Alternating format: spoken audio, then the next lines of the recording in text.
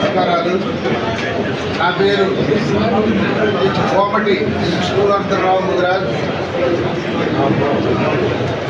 నేను రాష్ట్ర మహాసభ అధ్యక్షుడిని. ముఖ్యంగా ఈ రాష్ట్ర గౌరవనీయులు ముఖ్యమంత్రి నారా చంద్రబాబు నాయుడు గారిని నేను వేడుకుంటున్నాను.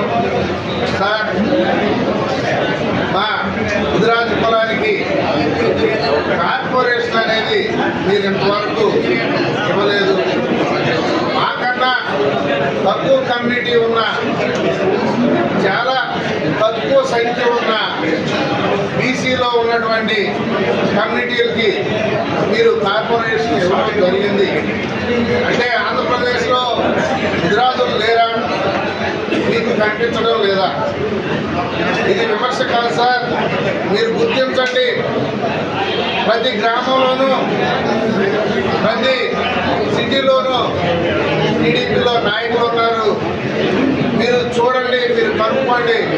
మాకు కార్పొరేషన్ త్వరగా ఇవ్వాలని కోరుకుంటున్నాం. అంతేకాదు, రాజధానిలో మా కమ్యూనిటీ కోసం మీరు 5 ఎకరాల స్థలాన్ని కేటాయిస్తే ముదిరాజు భవనాన్ని నిర్మించుకుంటాం. ఇది మా విన్నపం. ఇకపోతే ఎప్పటి నుంచో గజనీ మహమ్మద్ లాగా మేము దండయాత్ర చేస్తూనే ఉన్నాం. బీసీ నుంచి ఈ నుంచి ఏ రోజు మార్చాలని, కానీ మా విన్నపాన్ని ఎవరు ఖాతరు చేయటం లేదు, పట్టించుకోవటం లేదు. దయవుంచి మేము ఆర్థికంగా ఏలో ఉన్నా, ఈలో ఉన్నా ఆర్థికంగా వెనకబడిన వాళ్ళం. ముదిరాజు కులం అంటే ఆర్థికంగా వెనకబడిన వాళ్ళం. మాకు రిజర్వేషన్ లేవు. ఉండేదేమో ఈక్వల్ ఓసీతో డి ఉంది. కాబట్టి మా ముదిరాజు విద్యార్థులు చదువుకున్న ప్రతిఫలం లేకుండా పోతుంది.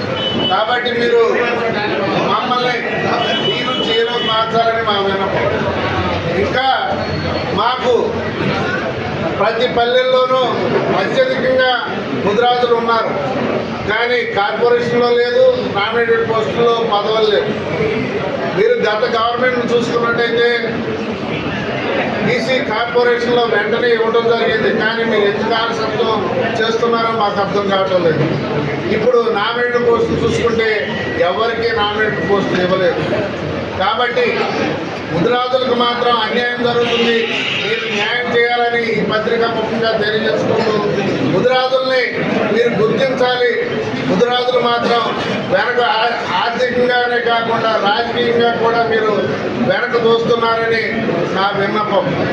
కాబట్టి ముదిరాజుల్ని మీరు గౌరవించాలి, ఉన్నతమైన స్థానాల్లో ఉంచాలని పత్రిక ముఖ్యంగా, మీడియా ముఖ్యంగా తెలియజేసుకుంటూ, జై ముదిరాజ్, జై ముదిరాజ్, జై జై ముదిరాజ్. 25 లక్షల జనాభా కలిగిన ముదిరాజులకి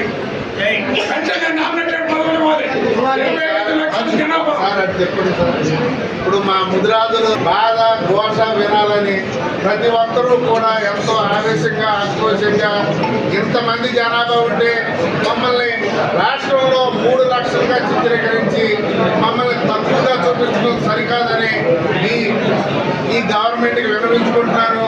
ఆంధ్రప్రదేశ్లో 15 లక్షలు ఉంటే 15 లక్షల నుంచి 20 లక్షల వరకు జనాభా ఉంటే మమ్మల్ని మాత్రం 3 లక్షలుగా చూపిస్తున్నారని ఈ పత్రిక ముఖ్యంగా తెలియజేసుకుంటూ సెలవు.